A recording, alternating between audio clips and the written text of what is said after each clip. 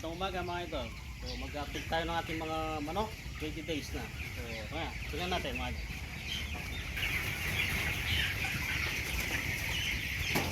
Ayan po ang ating mga manok, 20 days.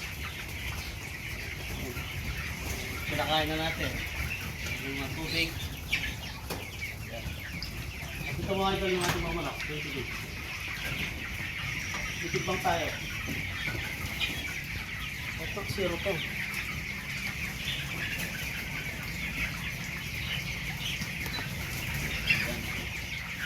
Kukuha tayo at tayo magtitimba.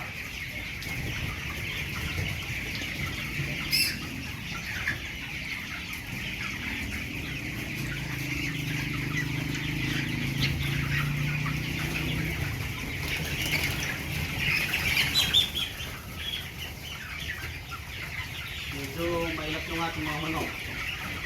Ito. 20 days. Tingnan natin. May 1 kilo na.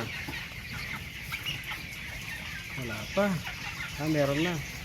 Nasa 1 kilo na. 1.4.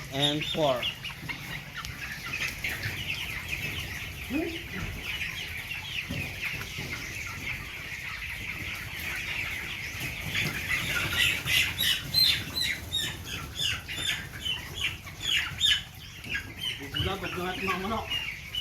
Hindi sanay sa ano. So nasa 1.113. Okay, 1.190. Malit lang tingnan pero siksik yung laman. Pwede na to, pantos to go. Yan eh. O, kabilayan ba? Okay lang eh.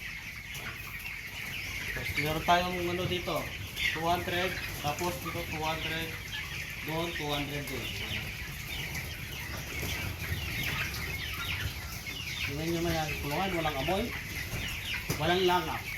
Medyo may labok na, sa tagulan na.